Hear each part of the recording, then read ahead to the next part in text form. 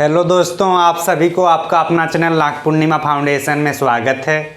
जैसे कि आप सभी को पता है कि आज का जो टॉपिक हम लोग का रहेगा, झारखंड एकेडमिक काउंसिल के द्वारा या फिर JCERT के द्वारा जो मॉडल पेपर प्रस्तुत की गई थी, उसमें से जो जियोग्राफी का जो खंड है, भूगोल का जो खंड है, उसके जो सब्जेक्टिव है उसको हम लोग समझने का प्रयास करेंगे। अगर किसी का जियोग्राफी नहीं भी है तो भी जियोग्राफी को एक बार ज़रूर देखने का प्रयास कीजिएगा टाइम को मैनेज करते हुए, क्योंकि ये आगे आने वाले सरकारी एग्ज़ाम, कोई भी हम लोग सिविल सर्विस या जो भी हम लोग गवर्नमेंट एग्ज़ाम की प्रिपरेशन करेंगे उसमें इसकी अत्यंत आवश्यकताएं होती है। तो उसके लिए भी हम लोग को देखना ज़रूरी है। हालांकि अगर किसी का 12 में जियोग्राफी नहीं है तो एग्ज़ाम के बाद देख सकते हैं, लेकिन जिनका जियोग्राफी है वो ज़रूर इसको पूरा वीडियो देखिए, बहुत बेनिफिशियरी होगी आपके एग्ज़ाम के पॉइंट ऑफ दृष्टिकोण से। तो चलिए हम लोग शुरू करते हैं आज का पहला क्वेश्चन। और इस बार हम लोग जो चर्चा करेंगे आज के इस वीडियो में, वो हम लोग जो सब्जेक्टिव है उसको हम लोग देखेंगे। किसको देखेंगे? जो सब्जेक्टिव वाइज होगा, SUB सब्जेक्टिव का मतलब जिसमें हम लोग को मतलब शब्दों में लिखना है, जो MCQ नहीं होगा, उस पर हम लोग आज चर्चा करेंगे।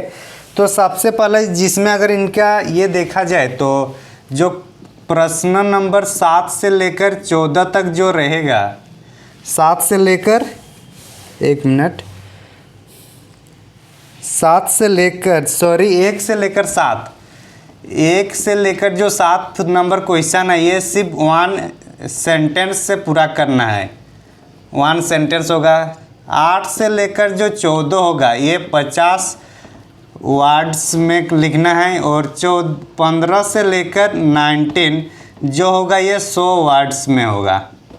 तो ये हम लोग को देखना है, ये इनका मतलब इंस्ट्रक्शन है कि इतने शब्दों में हम लोग को लिखना है। तो जाहिर सी बात है, जब इंस्ट्रक्शन दिया रहेगा तो हम लोग कमोबेश उसी शब्दों के आसपास लिखने का प्रयास करेंगे, ताकि एक अच्छा प्रेजेंटेशन हो, उनके प्रति भी एक मतलब सकारात्मक रवैया रहे जो क्वेश्चन चेकिंग करेंगे।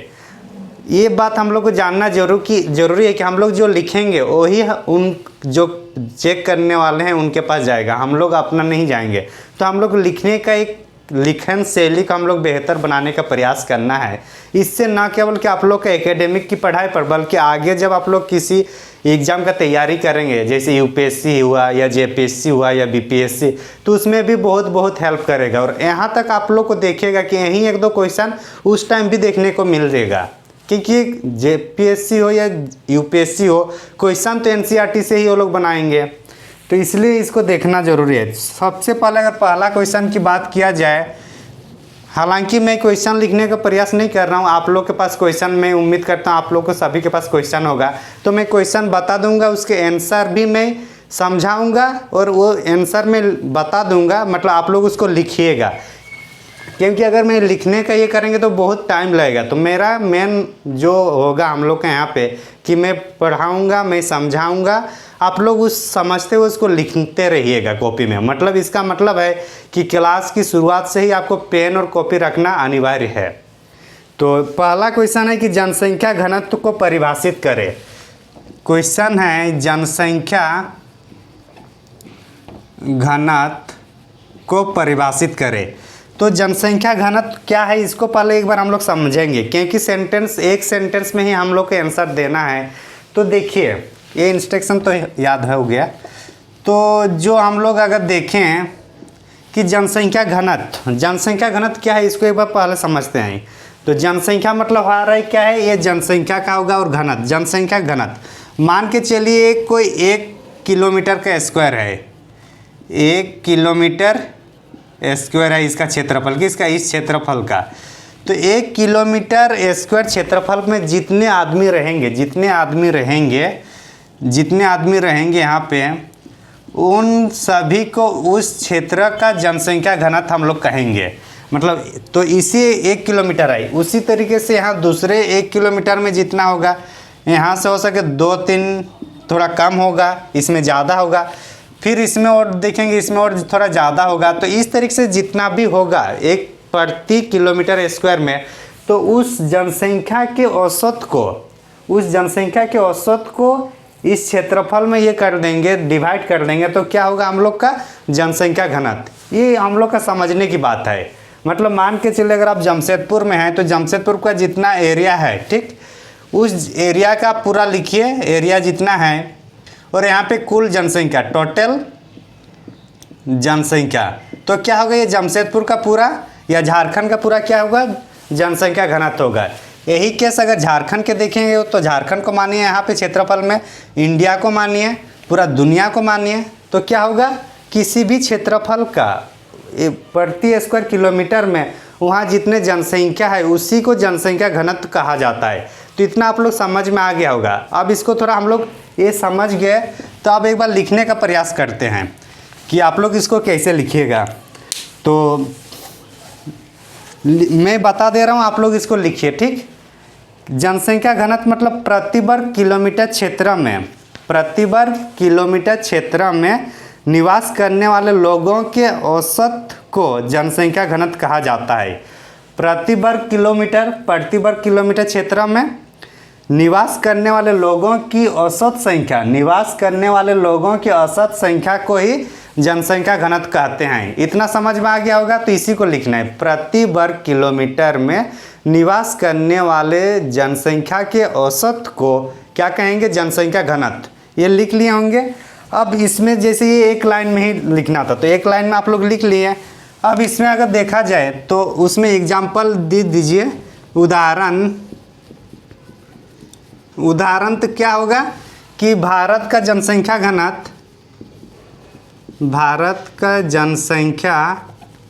घनत्व कितना है, 382 है इनका, मतलब 382 जनसंख्या प्रति व्यक्ति पर कितना, स्क्वायर किलोमीटर, मतलब स्क्वायर किलोमीटर। इसका मतलब है कि अगर पूरे भारत की अगर ये देखा जाए तो भारत में जितने क्षेत्रफल है उस क्षेत्रफल में भारत की कुल जनसंख्या का डिवाइड कर देते हैं तो कितना होगा, 382 होगा। तो ये समझ में आ गया कि जनसंख्या घनत्व क्या है। लिखने का प्रयास कीजिए, क्योंकि आप लोग को रट्टा मार के नहीं जाना है, आप लोग इस कॉन्सेप्ट समझिए और अपने से लिखने का प्रयास कीजिए, क्योंकि क्वेश्चन के आप लोग हेडिंग में ही लिखा रहता है कि आप लोग अपने समझ के अनुसार अपने भाषा में लिखने का प्रयास करें। कोई बुक वहाँ नहीं लिखा रहता है कि आपको एनसीईआरटी लिखना है या कोई गैस पेपर से लिखना है, वहाँ कुछ नहीं है, रट्टा कुछ नहीं मानना है। आप लोग समझिए और लिखिए। यहाँ तक कि इस टाइप से डायग्राम भी दिखा दीजिएगा तो और ज़्यादा नंबर मिलेगा, लेकिन ये एक सेंटेंस का है तो इसलिए उतना काम नहीं करना है, ये समझाने के लिए बताए थे। दूसरा क्वेश्चन की ओर हम लोग आते हैं। दूसरा क्वेश्चन है, एक मिनट, दूसरा क्वेश्चन शायद रोपण कृषि के बारे में होगा, देखते हैं एक बार। हाँ, रोपण कृषि किसे कहा जाता है, तो रोपण कृषि किसे कहा जाता है, इसको एक बार हम लोग देखते हैं। पहला समझ में आ गया ना। अगर कहीं कुछ डाउट होगा तो उसको कमेंट कर दीजिए, आराम से उसमें मतलब बताया जाएगी कि क्या डाउट हो रहा है, उसको समझेंगे कि आखिर आप लोग समझ पा रहे हैं कि नहीं। तो दूसरा क्वेश्चन जो है हम लोग का, रोपण कृषि, रोपण कृषि क्या है ये पूछ रहा है, इसे क्या किसे कहा जाता है। तो मान के चलिए कृषि क्या है, कृषि हम लोग का एक प्राथमिक क्षेत्र का ये मतलब है, प्राथमिक क्षेत्र है, यहाँ पे मतलब खेती बाड़ी किया जाता है तो ही है, तो वो तो कृषि हम लोग को समझ में आ गया कि ये चाषबास से संबंधित है।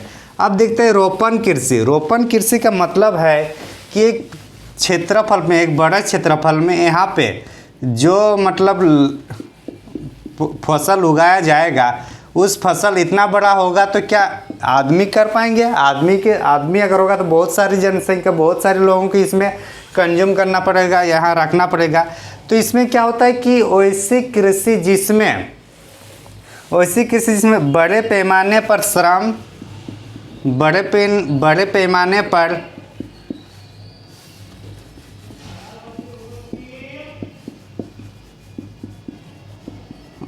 पैमाने पर श्रम की ज़रूरत पड़ेगी, तो उसको बोलेंगे। साथ ही साथ पूंजी भी, ज़्यादा पूंजी की ज़रूरत पड़ेगी, और उसके साथ ये जो परिवहन भी होना चाहिए, तो अगर जब इस टाइप से हम लोग को देखने को मिलेगा तो हम लोग उसको क्या बोलेंगे, रोपण कृषि। मतलब वैसे कृषि जिसमें बड़े पैमाने पर श्रम की आवश्यकताएं होती है, ज़्यादा पूंजी की आवश्यकताएं, साथ ही साथ परिवहन तंत्र विकास, परिवहन विकास तंत्र उपलब्ध हो, तो उस कृषि को हम लोग क्या कहेंगे, रोपण कृषि। रोपण कृषि जो है ये, अगर इसके एग्जाम्पल अगर हम लोग देखें, इतना समझ में आ गया ना कि रोपण कृषि क्या है।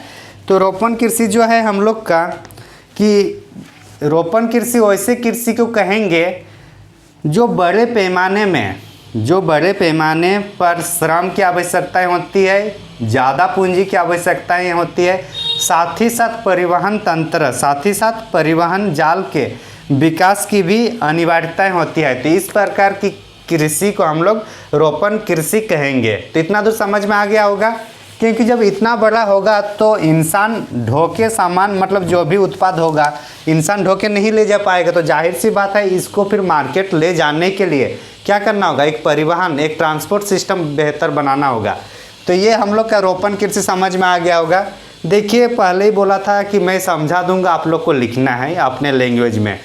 आखिर एग्ज़ाम हॉल में वही काम आता है जो आप लोग समझ के जाते हैं, क्योंकि एग्ज़ाम हॉल आपके पूरा जीवन का, पूरे साल भर का आपका पाप कर्म सब याद आएगा, लेकिन एक चीज़ याद नहीं आता एग्ज़ाम में, जो रट्टा मार के जाते हैं। तो इसलिए रट्टा मारना नहीं है, पहली बार इसको आराम से समझना है।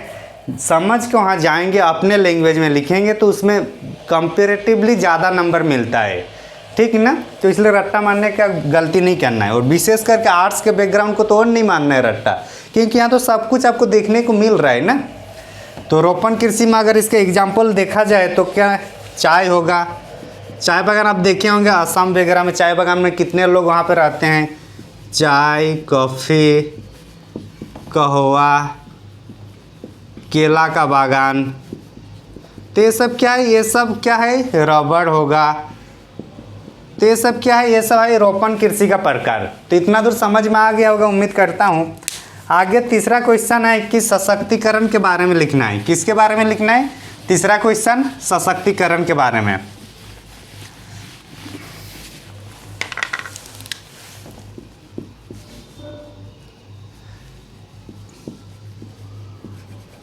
सशक्तिकरण, तो सशक्तिकरण क्या है इसके बारे में हम लोग को लिखना है।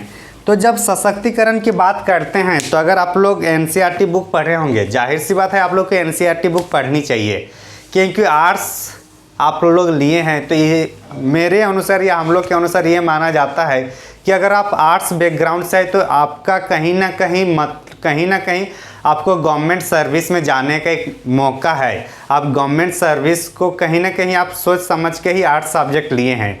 अगर ये इस मेंटलिटी से अगर आप लोग आर्ट्स पढ़ रहे हैं तो आप लोग को सरकारी एग्ज़ाम या सरकारी सर्विस में जाने के लिए कोई नहीं रोक सकता, क्योंकि आप लोग का बेसिक उस लेवल से है कि जो लोग साइंस का बैकग्राउंड आकर उसको समझ नहीं पाते। तो इसलिए आप लोग को एनसीईआरटी पढ़ना चाहिए। तो एनसीईआरटी के अनुसार अगर देखा जाए कि सशक्तिकरण क्या है, मान के चलिए अभी महिला सशक्तिकरण की बात होती है। तो महिला सशक्तिकरण की बात होती है, मतलब महिलाओं को उनके जो विकल्प है वो विकल्प बढ़ जाता है। पहले क्या होता था कि महिलाएं हैं मतलब गर्ल्स, तो क्या होगा, एक एज के बाद शादी दी जाती है, शादी देने के बाद फिर वही परिवार होता है, फिर परिवार को पालन पोषण यही उन लोग का होता था। अब क्या है कि लड़कियां पढ़ लिख कर कुछ काम करके, कुछ मतलब कौशल प्रशिक्षण करके वो अपने जो आर्थिक उन्नति या फिर जो विकल्प है, विकल्प को पसार सकता है। मतलब अभी ज़रूरी नहीं है कि कोई लड़की सिर्फ शादी ही कर रही है, वो जॉब भी कर रहे हैं, वो पार्ट टाइम जॉब कर रहे हैं, कहीं और कुछ काम कर रहे हैं, कहीं ट्रेनिंग ले रहे हैं। तो ये सब क्या है, मतलब विकल्पों का प्रदान करना ही सशक्तिकरण का एक्चुअली मीनिंग होता है। और ये सशक्तिकरण कब आएगा, जब लोगों को स्वतंत्रता दी जाएगी, जब लोगों को शिक्षित की जाएगी, तभी तो विकल्प आएगा। अगर एक पढ़े लिखे आदमी रहेगा तो उसको बिजनेस में उनका ये है विकल्प है, गवर्नमेंट सर्विस में है, अपना कुछ वो मतलब क्रिएटिविटी कर सकता है। लेकिन अगर कोई पढ़ा लिखा नहीं होगा तो क्या करेगा, चाषबास जो भी अकुशल काम है वही करेंगे, तो उसका विकल्प कम हो जाता है। लेकिन आप लोग जो पढ़ रहे हैं लिख रहे हैं तो आप लोग के पास विकल्प ज़्यादा है। तो क्या है, एक सशक्तिकरण का एक प्रोसेस है। तो इसका मतलब जो समझा है, अगर उसको अगर लिखने का प्रयास कीजिएगा तो सशक्तिकरण का अर्थ अपने विकल्प चुनने के लिए शक्ति प्रदान करता है। तो क्या लिखना है, जो सशक्तिकरण का अर्थ अपने विकल्प चुनने के लिए शक्ति प्रदान करता है तथा ऐसी शक्ति बढ़ती हुई स्वतंत्रता और क्षमता से आती है। तो एक ही सेंटेंस में लिखना है। तो सशक्तिकरण का अर्थ मतलब उससे शुरू करना है कि सशक्तिकरण का अर्थ है कि अपने विकल्प चुनने के लिए शक्ति प्रदान करना है। सशक्तिकरण का अर्थ है कि अपने विकल्प के लिए शक्ति मतलब एक विकल्प चुनने के लिए शक्ति प्रदान करना तथा ऐसी शक्ति बढ़ती हुई स्वतंत्रता और क्षमता से आती है। तो इतना हो गया सशक्तिकरण के बारे में लिखना है आप लोग को। चौथा हम लोग का जो टॉपिक है, चौथा क्वेश्चन जो है हम लोग का वो है भूमिगत जल संसाधन के बारे में।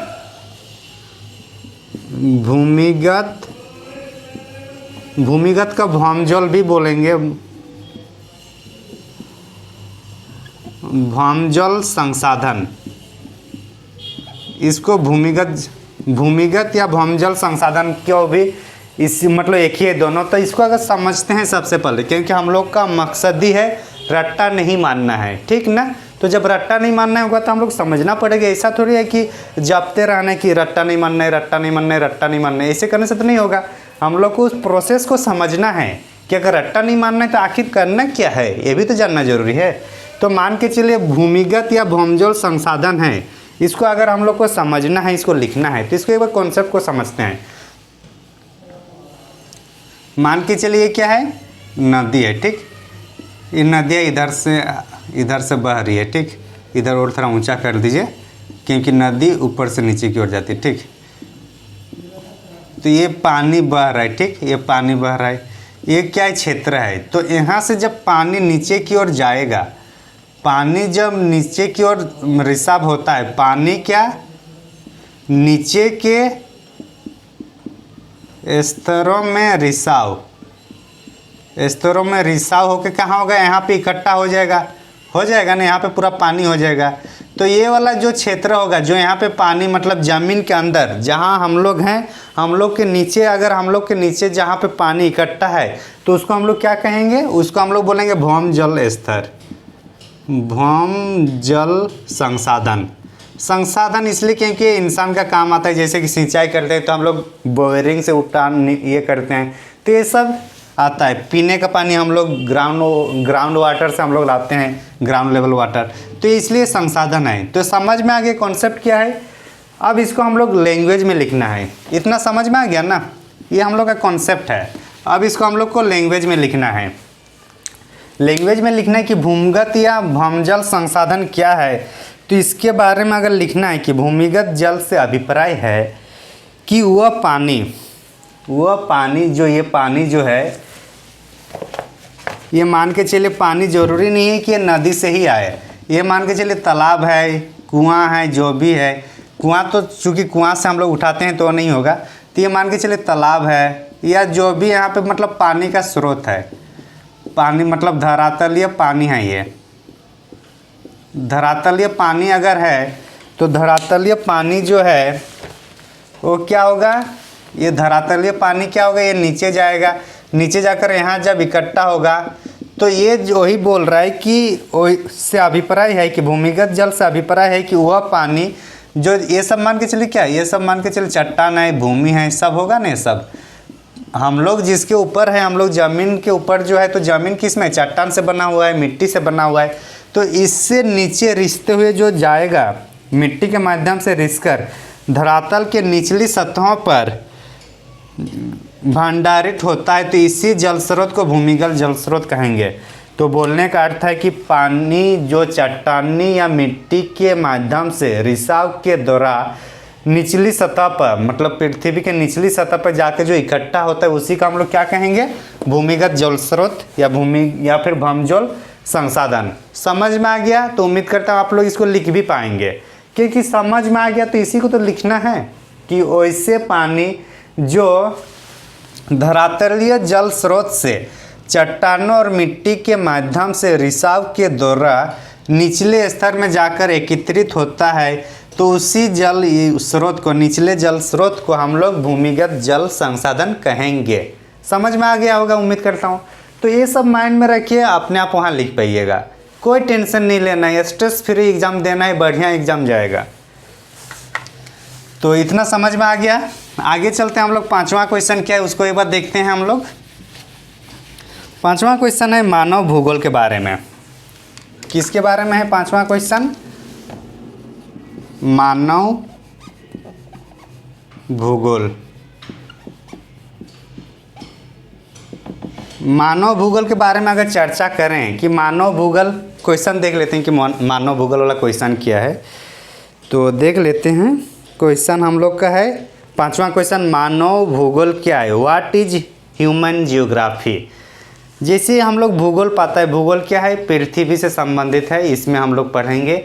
मानव भूगोल होगा कि मानव के साथ प्रकृति या भौतिक रूप से जो अवेलेबल अस्तित्व है उसके साथ जो अंतर्संबंध होगा, उसी अंतर्संबंध को ही मानव भूगोल कहेंगे। मतलब भूगोल का मानवों के साथ जो अंतःक्रियाएं होती है और उसको जो हम लोग पढ़ेंगे, जो हम लोग उसको समझेंगे, चाहे दुनिया में कहीं पे भी हो, तो वो जो अंतर्संबंध को, पृथ्वी और मानव के बीच के अंतर्संबंध को पढ़ने के लिए जिसका अध्ययन किया जाता है वही मानव भूगोल है, ह्यूमन जियोग्राफी। इसमें आर्थिक गतिविधियाँ भी होगी, सामाजिक सांस्कृतिक गतिविधियाँ भी होगी, ये सब हम लोग को देखने को मिलता है।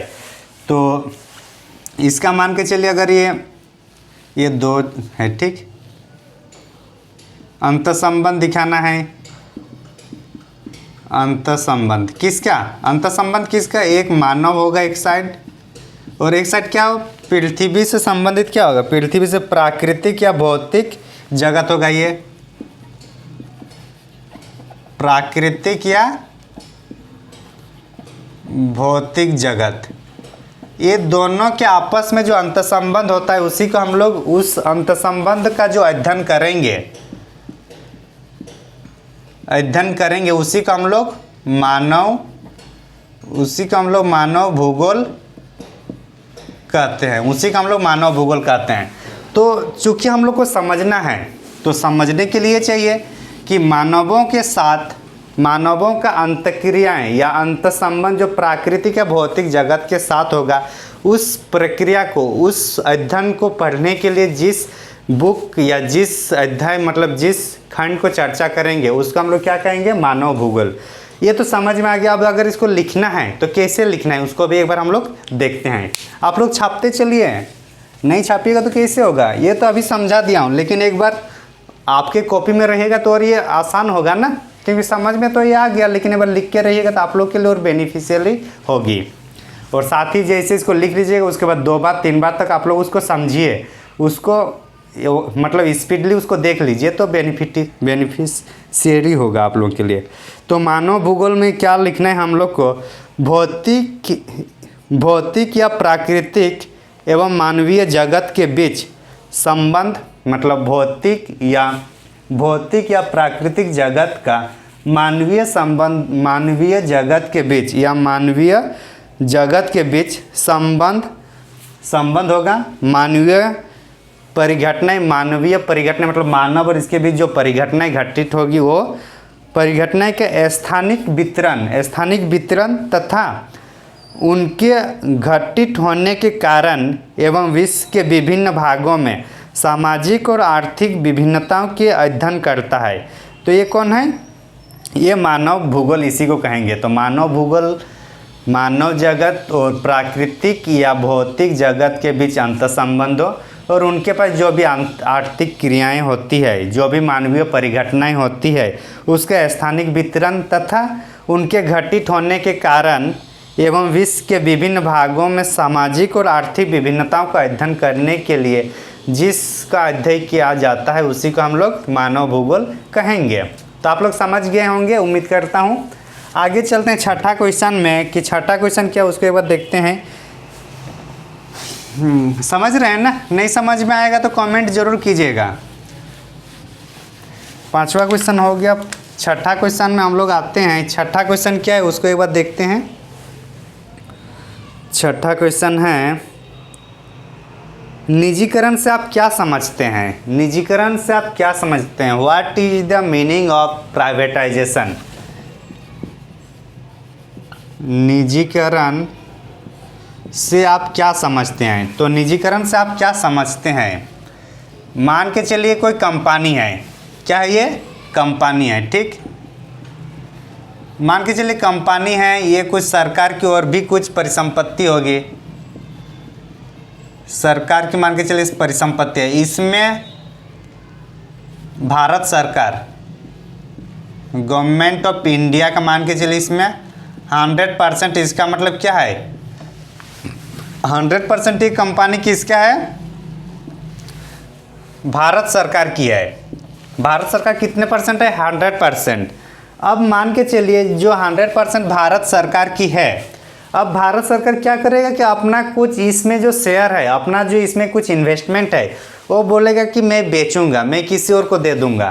तो मान के चलिए इनका भी government of India is to, यहाँ पे कोई भी निजी कंपनी कर दीजिए, निजी कंपनी, निजी व्यक्ति, जो भी हो, दूसरा एक गवर्नमेंट ऑफ इंडिया, दूसरा कुछ होगा, इनका मान के चलिए 100% रहेगा, इसका 0। तो ये पहले था, ये वाला सिचुएशन है। अब मान के चलिए इसका 70% इसका होगा, किसका? गवर्नमेंट ऑफ इंडिया का, और इसका 30% निजी कंपनी का होगा। तो क्या हुआ? कुछ निजीकरण कर दिया, कुछ मतलब सरकार की जो कंपनी थी या परिसंपत्ति, उसमें से कुछ परसेंट किसको दे दिया? निजी व्यक्ति को दिया या निजी कंपनी को दिया। तो ये क्या है? निजीकरण की प्रोसेस है, इसी को बोलेंगे। मतलब सरकार की परिसंपत्ति में, सरकार अपनी परिसंपत्ति में कुछ हिस्सा या कुछ परिसंपत्ति को निजी व्यक्ति या निजी कंपनी को ट्रांसफ़र करना, हस्तांतरित करना या सौंपना ही निजीकरण है। तो ये समझ में आ गया कि निजीकरण क्या है, प्राइवेटाइजेशन समझ में आ गया। अभी एग्जाम्पल के और भी देखिए तो एयर इंडिया, एयर इंडिया को अभी भारत सरकार ने किसको दे दिया? टाटा ग्रुप को दे दिया मतलब टाटा ग्रुप ने इसको खरीद लिया। तो जो सरकारी जो एयर इंडिया था भारत सरकार की, अब क्या इनका है? ये हो गया रतन टाटा, मतलब टाटा ग्रुप का हो गया। तो क्या होगा? सरकार से एक व्यक्ति पर, एक ग्रुप पर, एक कंपनी पर ट्रांसफ़र हो गया। तो क्या हुआ? ये एक निजीकरण हुआ। तो ये समझ में आ गया कि निजीकरण क्या है। तो अब इसी को समझने का प्रयास करेंगे। इतना अगर आप लोग समझ गए तो हम लोग इसको देखते हैं कि इसका डेफिनेशन कैसे लिखना है, क्योंकि अंततः जब समझ गए, जब समझ, एक पहली बात तो हम लोग को समझना था, जब समझ में आ गया तो उसको लिखना भी तो होगा ना, सिर्फ समझने, क्योंकि हम लोग के पास ओवरऑल जाएगा क्या? जो हम लोग कॉपी में लिखेंगे वही जाएगा। तो आपके समझ में क्या है, आपके दिमाग में क्या चल रहा है, वो कॉपी में दिखना चाहिए, तभी तो उनको, मतलब आपके और जो एग्जामिनर है दोनों के बीच कौन काम करता है? आपने जो लिखते हैं वही काम करता है। तो उसको लिखने के लिए भी अच्छा से लिखना होगा। तो निजीकरण बोल रहा है, इसको आप लोग लिख लीजिए, वो समझ गए होंगे आप लोग। सरकार के स्वामित्व वाली किसी कंपनी, सरकार के स्वामित्व वाली किसी कंपनी किसी ऑपरेशन या किसी प्रॉपर्टी का किसी निजी या गैर सरकारी संस्थाओं को सौंपना या गैर सरकारी संस्थाओं को हस्तांतरित करना ही निजीकरण कहलाता है। तो इतना समझ में आ गया कि सरकार की किसी प्रॉपर्टी, सरकार की किसी कंपनी, सरकार की किसी परिसंपत्ति का गैर सरकारी संस्था या निजी व्यक्ति को हस्तांतरित करना ही निजीकरण कहलाता है। तो ये आप लोग समझ में आ गया होगा आप लोगों को। तो आगे चलते हैं, फिर हम लोग का जो टॉपिक है वो 7वां क्वेश्चन है, और ये हम लोग का 1 सेंटेंस के, मतलब एक ही सेंटेंस में आंसर देने के ये अंतिम प्रश्न होगा। और इस प्रश्न में क्या है कि मनुष्यों की मूलभूत आवश्यकताएं क्या है? मनुष्यों के मूलभूत आवश्यकताएं, इसको इधर लिख देते हैं, ठीक। मनुष्यों की मूलभूत आवश्यकताएं,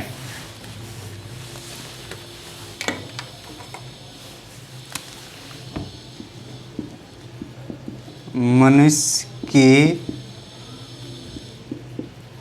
मूलभूत आवश्यकताएं, ये क्वेश्चन नंबर 7 है, ठीक। हम लोग क्या पढ़ रहे हैं? जियोग्राफी का जो मॉडल पेपर है उसको हम लोग आंसर वाइज हम लोग उसको पढ़ रहे हैं। तो मनुष्यों की मूलभूत आवश्यकताएं क्या है? मनुष्यों की मूलभूत आवश्यकताएं क्या है? इसके लिए ज़रूरी क्या है? इसके लिए क्या ज़रूरी है कि बुक पढ़ा जाए? आप भी मनुष्य हैं, हम भी मनुष्य हैं, बाकी लोग भी मनुष्य हैं। तो इसके लिए समझने के लिए, हर एक चीज़ को समझने के लिए बुक पढ़ना ज़रूरी नहीं है। हम लोग का भी कुछ अंडरस्टैंडिंग है, हम लोग का भी कुछ पता है कि हम लोग अगर इंसान है तो हमारे मूलभूत आवश्यकताएं क्या है। मान के चलिए आपकी क्या क्या आवश्यकताएं हुई, आप मन ही मन एक बार सोच लीजिए, सोचिए एक बार। अरे सोचो यार, अब नहीं सोचिएगा तो कब सोचिएगा? सोचने के टाइम आ चुका है। 11-12 तक आना मतलब आपके पास अंडरस्टैंडिंग पावर आ गया। अंडरस्टैंडिंग आप समझ सकते हैं, आप उसको तार्किक वे में समझ सकते हैं। तो इसलिए सोचिए अभी आप लोग, मान के चलिए आप इंसान हैं, सबसे पहले ज़िंदा रहने के लिए खाना ज़रूरी है ना। तो एक मूलभूत आवश्यकता हुआ कि नहीं हुआ? तो क्या बोलेंगे? खान पान या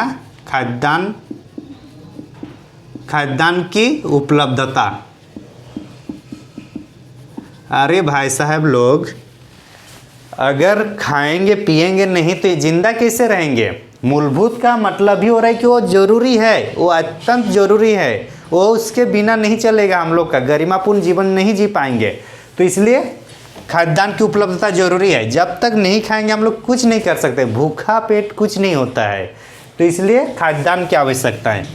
सिर्फ खाद्यान्न खाने से ही होगा? सिर्फ चावल रोटी खाने से ही होगा? या फिर शुद्ध पानी या शुद्ध पेयजल की भी ज़रूरत है? तो शुद्ध पेयजल का भी होना चाहिए। तो शुद्ध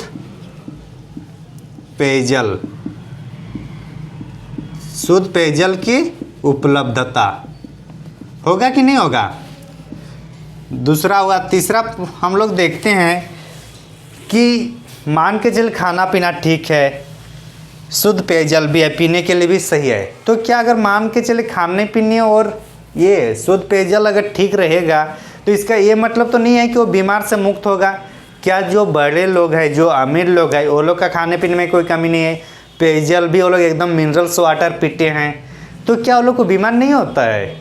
होता है, जाहिर सी बात। तो जब बीमार होंगे तो उसके लिए एक स्वास्थ्य के लिए एक मतलब स्वास्थ्य सुविधाएं भी तो होना ज़रूरी है। तो चाहे वो बड़े लोग हो या हम लोग, सबके लिए स्वास्थ्य सुविधाएं ज़रूरी है। तो तीसरा हम लोग क्या होगा? स्वास्थ्य सुविधाएं की उपलब्धता होगा। जब स्वास्थ्य सुविधाएं की उपलब्धता होगी तो मान के चले स्वास्थ्य सुविधाएं होगा, एक बार आ गया, फिर से अगर वही सुविधाएं हैं तो अगर मतलब वही अगर मतलब मान के चले एक बार बीमार हो गए, फिर दोबारा बीमार हो गए, तीसरा बार भी बीमार हो गए, तो ये किसकी कमी को इंगित करता है? या तो आप उसके प्रति जागरूक नहीं है कि क्या सावधानी बरतनी चाहिए और क्या नहीं करना चाहिए इस बीमारी को रोकने के लिए। तो ये सबको समझदारी कैसे आएगी? उसके लिए हम लोग को शिक्षा ग्रहण करना होगा। तो इसलिए शिक्षा भी एक हम लोग की मूलभूत आवश्यकताएं हैं। और इसलिए भी शिक्षा इसलिए नहीं पढ़ना है कि डिग्री लेना है, शिक्षा इसलिए पढ़े कि आपको अपने आप को विकास करना है, आपका मानव विकास का चरण में आना है। शिक्षा है तभी इंसान है, नहीं तो क्या है? मानवों तो ऐसे हजारों हैं। तो एक शिक्षित इंसान बनने का प्रयास कीजिए आप लोग भी। तो क्या करना है? शिक्षा की उपलब्धता, शिक्षा भी एक मूलभूत आवश्यकता है। तो खान पान, शुद्ध पेयजल, स्वास्थ्य सुविधाएं, शिक्षा होगा। जब शिक्षा व्यवस्था ये सब होगा तो ये सब तभी होगा जब एक घर रहेगा, एक आवास होगा। तो मतलब आवास भी होना जरूरी है। अगर मान के चलिए आप शिक्षा के क्या कीजिएगा? अगर आपके पास मान लीजिए शिक्षा है लेकिन आपको रहने का छत नहीं है, तो आप क्या शिक्षा का तो आप कुछ आचार नहीं डालिएगा। एक रहने के लिए भी आपको रहना होगा, एक रहने के लिए घर होगा। घर में आप रहेंगे तो खाना पीना, सोना, शिक्षा संबंधित जो भी है जागरूक करना, तो सब मतलब एक बसेरा करने के लिए, एक निवास स्थान के लिए एक आवास की ज़रूरी है। तो आवास भी इसमें आवश्यकताएं हैं।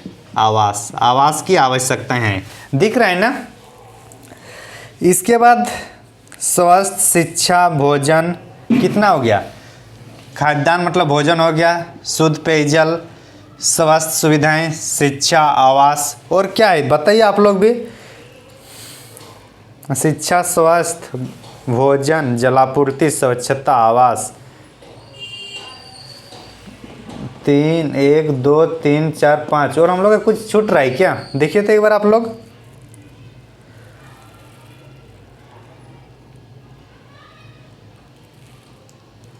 एक बार जब आवास की भी ज़रूरत है तो आवास ये सब मतलब स्वास्थ्य सुविधाएं कैसे होगा? आवास होगा तो उस आसपास को साफ सुथरा भी रहना होगा। स्वच्छ भारत मिशन, स्वच्छ भारत मिशन में क्या बात कहा गया है? स्वच्छता। तो क्या होगा? और एक स्वच्छता। तो ये सब जो मेनली 6 पॉइंट है जो एक आदमी की मूलभूत आवश्यकताएं मानी जाती है। पहले मानी जाती थी रोटी कपड़ा मकान, रोटी कपड़ा मकान पहले ज़माने की थी जो मूलभूत आवश्यकताएं। अभी चूंकि एक्सपेंड कर रहे हैं तो यहाँ पे मूलभूत आवश्यकताएं भी बढ़ गई।